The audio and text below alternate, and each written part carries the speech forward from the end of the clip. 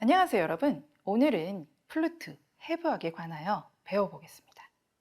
플루트는 일직선 모양이어서요. 언뜻 보기에는 매우 단순하고 구조가 간단하다고 생각하시는 분들이 많습니다. 마치 학교에서 배웠던 피리를 연상하며 그냥 옆으로 부는 정도의 차이로 생각을 하시는 분들이 많이 계시는데요. 그러나 자세히 보면 이 대부분의 관악기처럼 플루트 역시 많은 부품들이 어우러져 아름다운 소리를 만들어냅니다. 자, 그럼 플루트는 어떻게 만들어져 있는지, 그리고 각 부분이 어떤 역할을 하는지 살펴보겠습니다. 플루트는 크게 세 부분으로 나누어져 있습니다. 헤드 조인트, 바디 또는 미들 조인트, 풋 조인트인데요. 악기 조립 시 주의할 점을 먼저 알려드리겠습니다.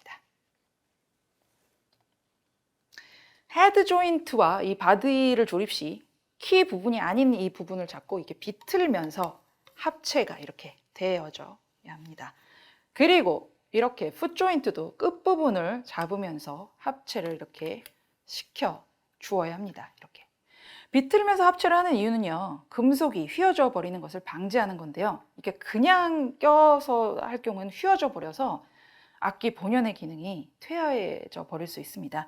그리고 이 키 부분을 누르면서 막 이렇게 합체를 할 경우에는요, 이 키에 압력이 가버려서 키 부분이 아주 휘어져 버릴 수가 있습니다. 아주 주의하셔야 할 점입니다. 자, 첫 번째 헤드 조인트에 대해서 공부해 보겠습니다. 헤드 조인트는 크라운, 코르크 어셈블리, 리플레이트, 라이저, 튜브, 테논 으로 구성되어 있습니다.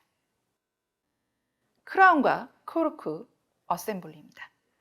헤드 조인트 맨 위에는 크라운이 있고요. 크라운에 연결되어 있는 헤드 조인트 안에 있는 코르크 어셈블리가 있습니다.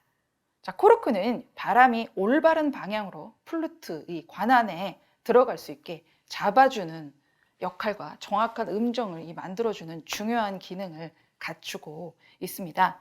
다시 말하자면요, 이 헤드 조인트 부분에 이게 꽉 조여지면서 이게 정확한 음정이 만들어질 수 있게 도와주지만, 이것이 막 마모가 되었을 경우에는요, 불안정하게 흔들리는 음정을 만들어주기 때문에요, 상태에 따라서 교체를 해 주셔야 합니다.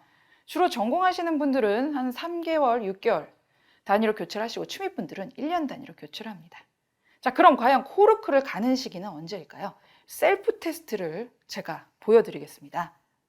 자, 악기 막대봉을요, 거꾸로 잡고요. 이 부분을 여러분 자세히 보세요. 선이 그어진 이 부분이요, 헤드 조인트로 이렇게 넣었을 때, 자, 보시면 리플레이트 안쪽 중앙에 이렇게 위치해 있어야지 마모가 안 되고 정확한 코르크 위치입니다.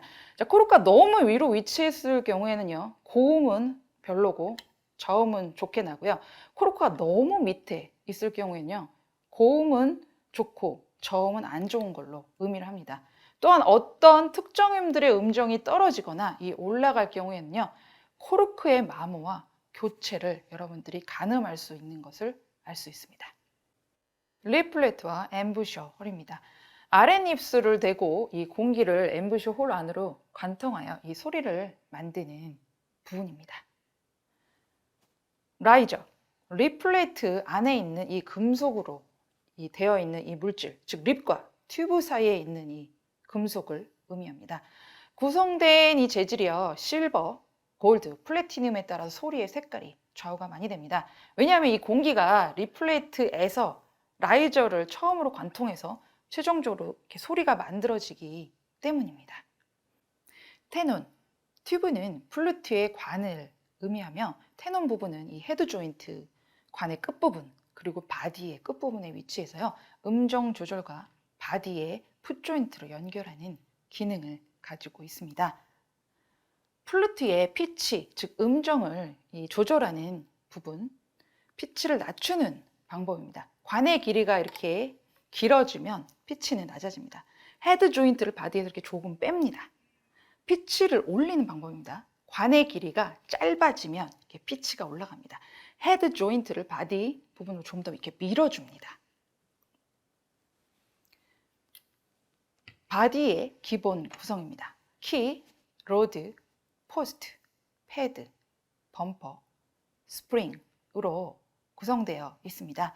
키는 로드에 달려있고 로드는 포스트를 통해 플루트의 관, 튜브에 연결되어져 있습니다. 자, 스프링의 이 기능은요, 키를 누른 후 이렇게 다시 제자리에 되돌아가게 하고요. 이 범퍼라고 불리우는 이 조각들은요, 이 소리의 잡음을 최소화시키는 역할을 해줍니다. 키를 더 자세히 알아보겠습니다.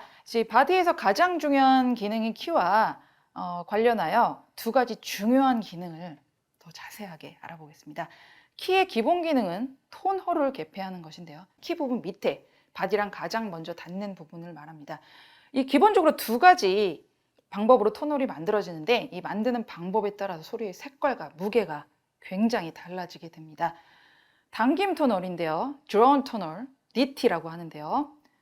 튜브에 있는 이 금속 물질을 위로 이렇게 끌어올려서 톤홀 모양을 만듭니다. 기존의 튜브를 끌어올려서 만들기 때문에 플루트에 다른 재질을 추가하지 않습니다. 그래서 플루트의 무게도 소리도 더 가볍게 느껴집니다. 납땜 톤홀의 수작업보다는 시간이 덜 듭니다. 일반적으로 학습용과 콘서바토리 모델이 당김 톤홀을 사용합니다. 납땜 톤홀, 솔더드 톤홀이라고 그러고 ST라고도 이렇게 불려지는데요. 납땜 톤홀을 제작하기 위해서는 이 튜브를 그냥 놓고요. 별도의 다른 금속을 튜브에 이렇게 납땜을 합니다. 즉 용접을 한다는 의미인데 이 기존의 것을 끌어올리는 것이 아니라 다른 것을 갖고 와서 붙이는 것을 의미해서요.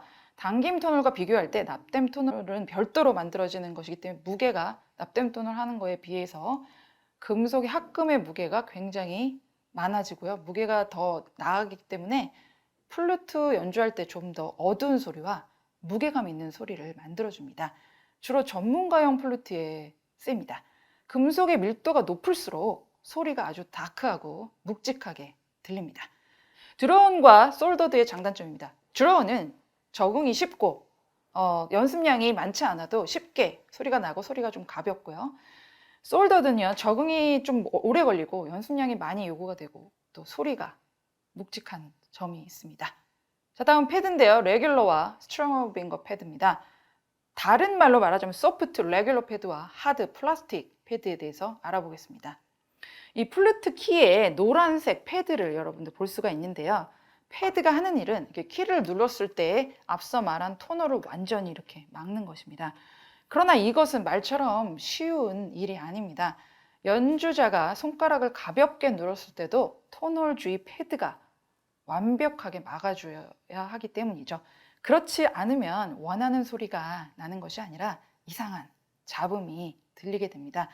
오늘날 여러 가지 패드가 출시되고 있는데요. 가장 많이 쓰는 이 두 가지 패드에 관하여 자세히 설명하고자 합니다. 레귤러 패드, 펠트 패드라고 하는데요. 소프트 패드라고도 또 불리우는데 이 패드는 주로 학습용 모델에서 사용됩니다. 기본 구성은 베이스 종이, 펠트, 스킨으로 구성되어 있고 환경, 사용자에 따라서 변화하는 폭이 큰 게 단점이고 쿠션이 들어있어서 조금 세게 치더라도 잘 안 터지고 가격이 저렴한 것이 장점입니다. 앞서 말한 드로운 톤홀에 주로 쓰입니다. 스트라빙거 플라스틱 패드입니다. 기본 구성은 베이스 종이, 펠트, 스킨, 플라스틱으로 되어 있고요. 가격이 좀 비싼 편이지만 습기 혹은 온도 같은 환경에 사용자에 의해 변형이 작고 소리의 반응이 빠른 것이 장점인데요. 그러나 쉽게 터질 수 있는 단점이 있습니다. 왜냐하면 이 패드 베이스가 플라스틱 재질이라 딱딱하고 키 소리가 레귤러 패드보다 크기 때문입니다. 세 번째, 풋 조인트입니다. 기본 구성은 바디 부분과 같고요. 풋 조인트의 모든 키들은 오른손 새끼손가락만 사용합니다. 보통 새끼손가락은 이렇게 D샵 키에 이렇게 올려서 플루트에 밸런스를 맞춥니다. C풋은 낮은 도까지, B풋은 낮은 C까지 소리가 납니다. B풋 조인트입니다. 초보자 이후 중급 모델부터 사용되면서요. 낮은 C까지 소리가 나고 플루트의 관이 길어짐에 따라서 소리가 더 묵직하고 중후한 소리가 납니다. C풋 조인트는요. 초보용 모델에 주로 사용되고요. 낮은 도까지 나고 소리는 가볍고 영롱합니다. 유럽에서는 특유의 밝은 소리 때문에 선호하는 프로 연주자들이 많이 또 C풋을 사용하고 있습니다. 오늘 강의는 여기서 마치겠습니다. 감사합니다.